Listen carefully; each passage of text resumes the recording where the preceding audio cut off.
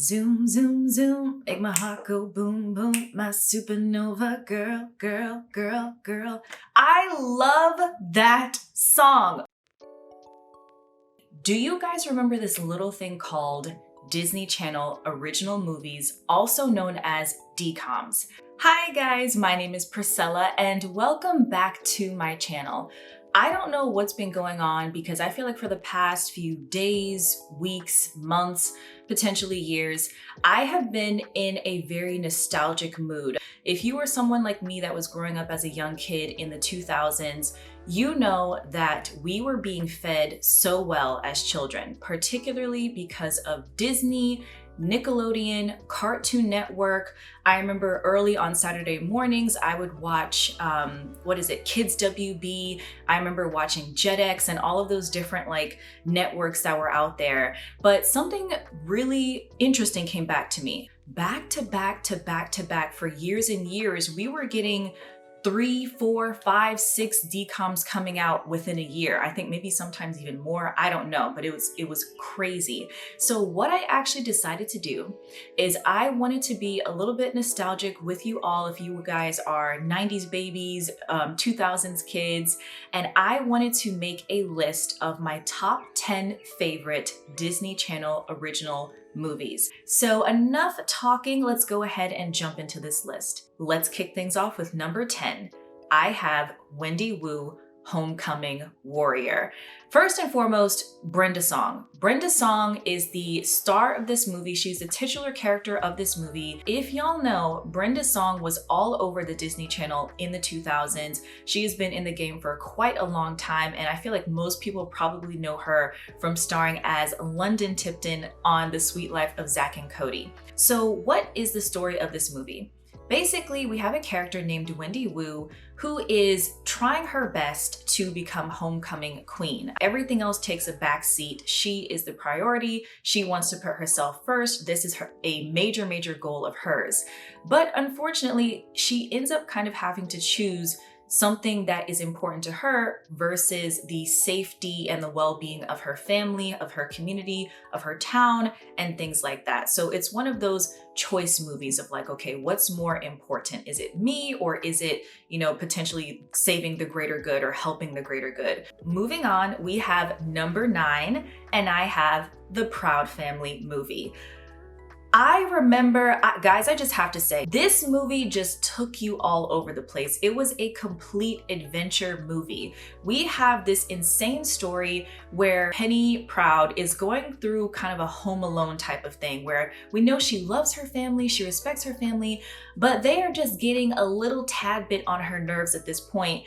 And again, things end up taking a turn when she finds out that the family that she's been living with, at least in this movie in the very beginning, are actually Peanut clones. They are not her actual family. And so she has to go on this insane, wacky adventure with her friends back to this fake paradise island to rescue her real family. And so the movie was just all over the place in the best possible way. I was so in love with seeing the reintroduction of LPDZ. If y'all know, they are iconic. They need to be a real girl group. They need to cast me as Penny because my name is Priscilla. You see, Priscilla, Penny, Penny Proud. Seriously, I should be in the group LPDZ. I am in the group LPDZ. The main theme of the film was actually that, of course you can get angry, you can get upset, you can get annoyed with your family members, but at the end of the day, they are still your family. And,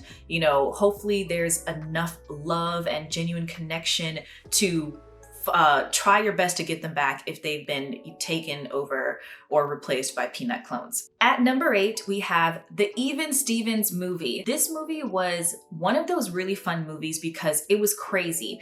We have the Stevens family and they think that they are going to be having a wonderful, well-needed, much-needed vacation to a beautiful island called, was it Caledonia? I don't know what it was called, but it was an island that they were supposed to be going to.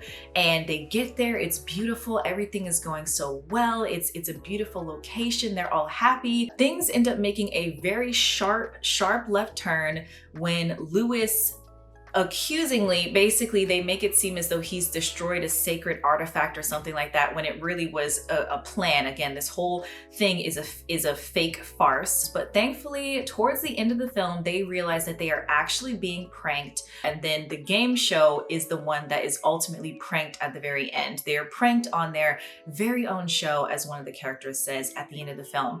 So it's just really, really funny. It was a fantastic adventure, a great family comedy type of movie. And I cannot forget to talk about this really beautiful connection between Ren and this lovely, wonderful character named Lu Tai. Oh my gosh. Lu Tai was like the saving grace for Ren in this situation. He was her haven in all of the foolery that was going on. They were so adorable together. Number 7, we have Xenon, Girl of the 21st Century. So Xenon is the story about a girl who is living in space. She's very forthright, she's very cunning, and she is a leader at a very young age. And because of that, she ends up kind of getting into a bit of mischief, and she ends up getting grounded.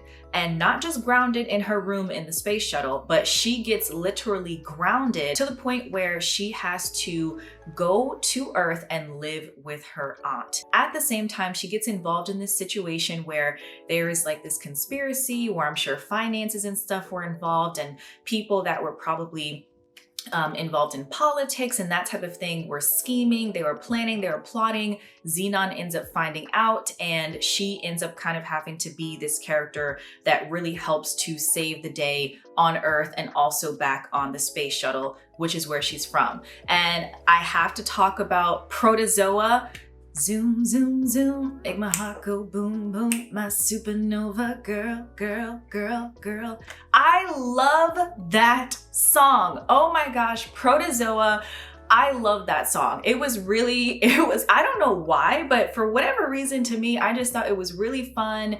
And it's just a really, really fun movie. It's very enjoyable. And I think it's one of those movies where as I get older, I feel like I like it even, a little bit more than I did when I was a kid. So that's actually very, very interesting. At number 6, we have Twitches, starring the incredible Tia and Tamara Mulry. As a child, I loved watching Sister, Sister. And it was just so fun to see them in a movie where, again, they're playing twin sisters that completely do not know of each other's identity, did not know that they actually had a twin.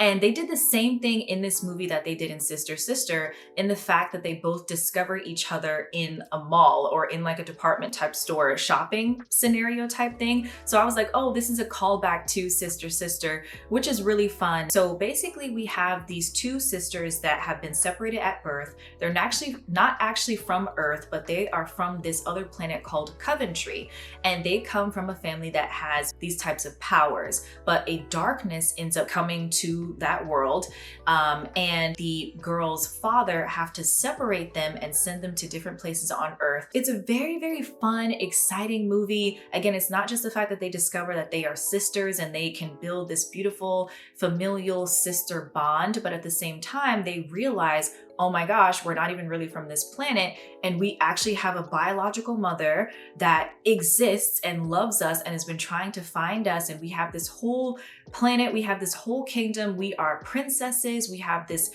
birthright. They're discovering all of these things, they're discovering how to use their abilities and all that type of stuff. And so it's just a really fun and exciting adventure, perfect for the September type of fall season, that type of vibe. It's a very, very fun movie, and I do think it was shot quite well for a Disney Channel original movie. Number 5 we have is Stuck in the Suburbs. Guys, this movie, I just remember relating to this movie so much as a child because I'm from New York, born and raised in New York. However, I did move to different areas throughout my childhood, but now I am currently living back in New York. But as a kid, we ended up moving from the city to a very suburban area of North Carolina. And that definitely was a bit of a change for me, even though I was a kid. And so I very, very much so was able to relate to Brittany's character in the movie. She ends up meeting a character, again, played by Brenda Song. Brenda Song plays a character by the name of Natasha, who's from the city. They end up becoming friends, and it's not just about their friendship, which was really fun to see, but it's also about them kind of having a Wattpad type of journey where they end up kind of getting in cahoots with this teen celebrity heartthrob singer called Jordan Cahill. This turned into being a friendship story of newfound friendship and sisterhood. And it also ended up being a fun Wattpad. Oh my gosh, we just happened to meet this celebrity that's in our small town, and oh my goodness, you know, like that type of story. So it was really, really, really fun. And I actually do like that song at the end. I think it's called More Than You. But it's cute. Oh my gosh, I don't know. I think that it was cute. So that's why it's number 5 on my list. Now we have number 4. This one shocked me. This one shocked me because I'm putting a movie on this list and very high up on this list when I literally saw it for the first time last year, I think, or maybe in 2022. That movie is called Zombies. Surprised. Because Zombies came out when I was an adult. You know, I still am an adult, obviously. But I was very much so taken aback. I'd heard about this movie, as in I'd seen like promotional, like the poster images and stuff like that, but I don't really think I thought about, oh, let me go ahead and watch this movie again. You know, Disney Channel for children, but obviously I like a lot of old school Disney stuff, probably because it's nostalgia, but also because it was really, really good. So when I was hearing about Zombies, I didn't think anything about it. I guess I ended up getting bored. I ended up seeing that we had the movie on TV. I decided to watch it and I really, really enjoyed it. I think the color scheme, the set design, the concept, the theme that they were trying to portray, I really appreciated and I enjoyed, because the movie is kind of like a metaphor for prejudice that goes on, unfortunately, obviously, in the world. One thing I liked about this film a lot, besides the costuming and the colors and stuff that they would use that was very bold, that pink and green that the cheerleaders wore, and the green hair along with the maroon and gray type of color dynamic scheme that the zombies wore, very interesting to see. But I also really enjoyed the songs, like the opening number, My Year. I thought that was really catchy. The zombie song that they have, that song was also really catchy. And then of course, Someday, which can I say it's iconic yet? I don't know. I'm not sure if I can put it specifically into iconic category yet, but I really, really love the song Someday. I think that the chemistry between Zed's character and Addison's character is really, really cute. It's really, really sweet. I feel the chemistry, and they just bounce off of each other. The characters, they bounce off of each other so well. It's really nice to see. I feel like I can safely put Zombies in my number 4 spot. I just thought that was really fun. Apparently, we're now getting a Zombies 4. Oh, see, Zombies 4, I put it at number 4. Makes sense, guys, makes sense. Now at number 3, we have Camp Rock. This movie, just like Proud Family, it's one of those films where I just very much so remember what was happening at the time that this film was coming out. I remember it was my last year of elementary school. I was graduating from the 6th grade. This movie came out in the summer of 2008. And I just remember being really excited because, first of all, the Jonas Brothers were going to be in this film. And guys, in real life, I saw the Jonas Brothers for the first time ever in concert last year when they came to New York City. They performed at Yankee Stadium, and oh my, just the throwback, the energy, the nostalgia, the year 3000, iconic. They did their songs Burning Up. Oh my gosh, just iconic. When You Look Me in the Eyes, When You Look Me in the Eyes is such a beautiful, romantic, I'm like, Disney, oh my gosh, Jonas Brothers are really, really doing their thing. I'm so serious about that. Camp Rock. I feel like, see, we should all know what Camp Rock is, but if y'all don't know what the film is about, y'all are very much so late to the party, but I'll just clue you in on a bit. Demi Lovato is playing someone named Michi Torres. She and her family cannot afford to pay for her to go to Camp Rock, so her mother ends up letting her go at a discounted price in exchange for her being the cook at the camp. In her high school, she doesn't have that many friends, and so she's thinking, maybe I can kind of reinvent myself or maybe become someone that is a bit more cool. And she ends up lying and telling these people that seem to come from more prestigious and well-known families. She lies and says that her mother is the president of something called Hot Tunes TV in China. She's kind of able to hide around this lie for some time, and while this is going on, she's getting closer and closer to a character named Jane Grey. Oh my gosh, I'm sorry. She's getting closer to this character named Shane Gray, who's played by Joe Jonas.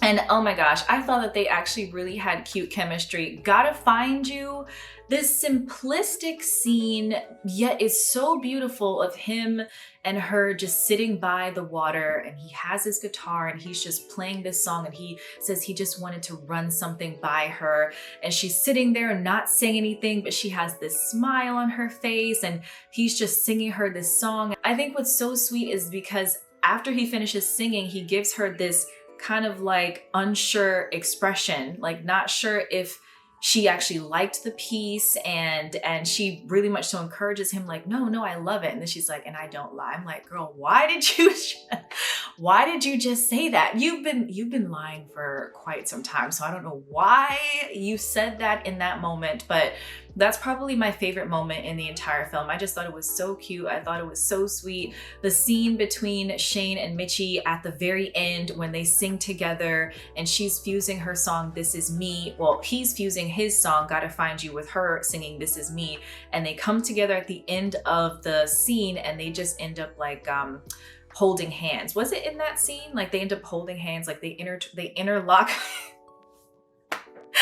Oh my gosh, I am still like in love with this, and I'm again very much so an adult now, but I just find, oh my gosh, scenes like that I find to be so cute. So that's basically kind of like what's going on with the story. So the point really that the story is trying to make is you have to be true to yourself. And that really was a very common theme that you find in the Disney Channel in general, but the message is very much so important, and they did the job really well. I just remember like it was a big thing, and I really enjoyed that time. Number 2, can we guess what it is? We have High School Musical. Oh my gosh. I love High School Musical. High School Musical, it's this really sweet and beautiful story that we all know, so I'm not gonna go too much into it, but it's basically the story of, again, really much so being true to yourself, specifically when it comes to Troy Bolton as a character. And so that's kind of like the main focus of the story, but we have other things going on with his relationship with Gabriela Montez. Their chemistry, so cute, so adorable. Start of Something New is such a fitting opening song to the movie, because not only is it Troy and Gabriela beginning the start of something new, but once again, it really is the start of something new in the Disney Channel in terms of this movie really bringing Disney into a new era. Ashley Tisdale, who plays the iconic Sharpay Evans. Again, we know her just like Brenda Song. She played Maddie in the incredible and very much so funny Sweet Life of Zach and Cody. And so to see her in this film as well is just really fun. It's hard to believe that I can see that you were always there beside me. Thought I was alone with no one to hold, but you were always right beside me. I had to sing that whole thing because I forgot the name of the song. It's called What I've Been Looking For. What I've Been Looking For, oh my goodness, I love that song so much. And I love both versions. I love the slow version that Troy and Gabriela do, and I love the faster, more upbeat version that Ryan and Sharpay do. Of course, we have to talk about the incredible Chad and Taylor, played by Corbin Bleu and Monique Coleman. They were so cute together. I wish that they would have gotten more screen time, but I really loved them. I thought they were so sweet together. I thought they were really cute, and oh my gosh, Oh my, there were just so many aspects of this movie that I really, really just loved so much. And so that's why it very much so fittingly, High School Musical definitely deserves my number 2 spot. For the moment of truth, what is my number 1 movie? What is my number 1 DCOM Disney Channel original movie, you ask? Why, yes, it is The Cheetah Girls. Y'all should have known this. Y'all should have known this. Y'all notice the outfit change.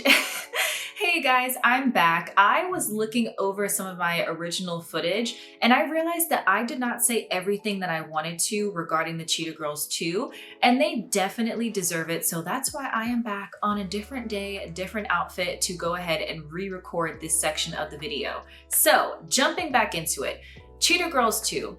If you guys were there, you would remember that Disney Channel basically rolled out the red carpet for this movie. They had like a premiere type of before event, like a before party.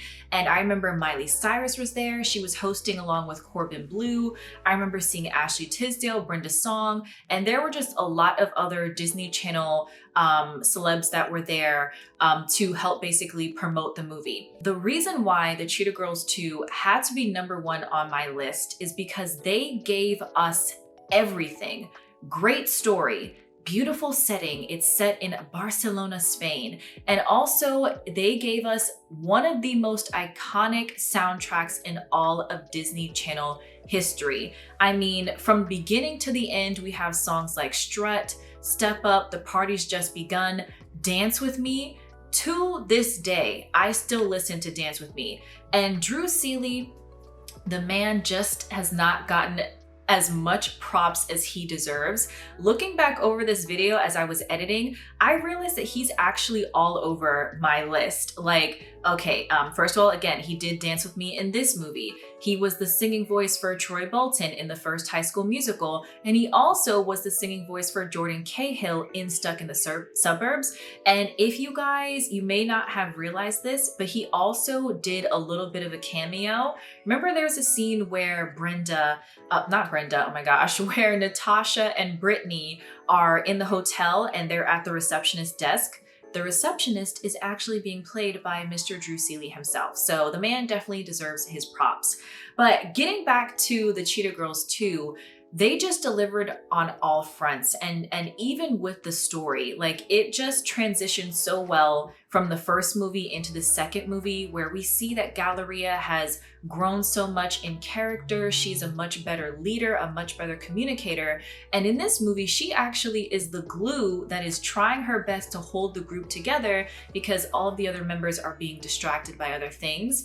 And some things I legitimately can understand. Like for example, Chanel, she was going through a lot with her mother and really recognizing that it's true. Her mother has a very strong relationship with Luke, and it was very hard for Chanel's character, or Chuchi, to really just kind of accept that that was in fact the case. We have Dorinda, who is experiencing her love story with, I think his name was Joaquin, oh my gosh, I forgot his name.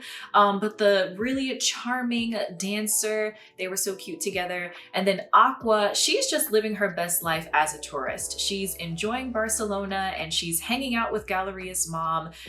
She's learning about fashion design and the arts and all that type of stuff. So I can legitimately understand, like, you're in a different country, you're in this beautiful city. I can see how you can get distracted, but really they went there for a purpose. They went there to perform at this festival to really go ahead and promote their names, and they're being sidetracked, and Galleria is really trying to keep it together. So I think that this movie really focused on communication, you know, keeping the eye on the prize and really being able to keep the friendship that's there, because the girls have known each other and they have such a beautiful friendship. And when they sang that song, oh my gosh, what is it?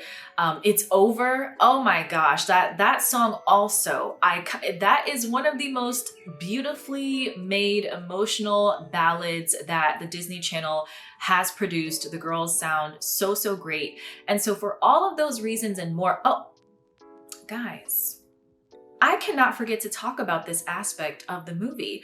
There were, well, I did kind of mention this, like there were in fact two romances that happened in the Cheetah Girls 2. Of course, we have Doe and the cute dancer that she's with, but also Galleria also had a bit of a romance going on with Angel, his character as well. And while not to say I didn't like him, I liked his character, I just didn't think a whole lot about him when I was a kid. But rewatching clips of the movie now, or more in recent years, I do actually find Galleria and Angel cute together. However, they are not as cute as Galleria and Derek from the first Cheetah Girls movie. Imagine if Derek came back for this movie and he was just at the end. Like, he was one of the audience members and he was there to kind of surprise Galleria and support her, because he also is a musician. You know, Angel is a musician, but Derek also is a musician. And just if they would have brought them back together,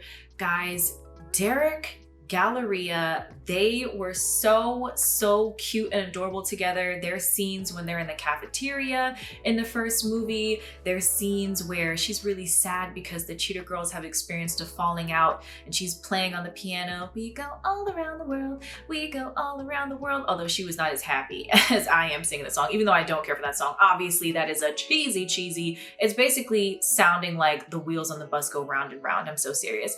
But anyway, Derek is there to show her some support and to comfort her, and their moment of connection in that scene is just, oh my gosh, it's so cute. So like, imagine if he came back for the second movie. But anyway, this movie just, I remember being so excited, getting ready to watch this movie, watching the trailers when they would come on the Disney Channel.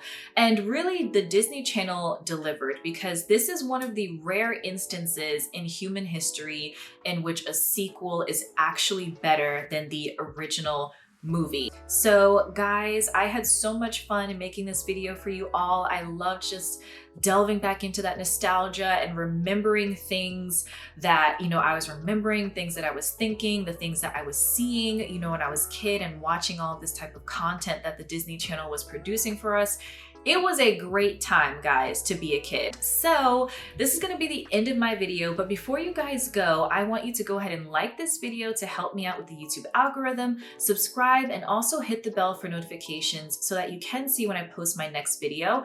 And also go ahead down in the comment section and let me know your top 3 or maybe even your top 5 Disney Channel original movies. I'm going to have so much fun reading through you guys' comments.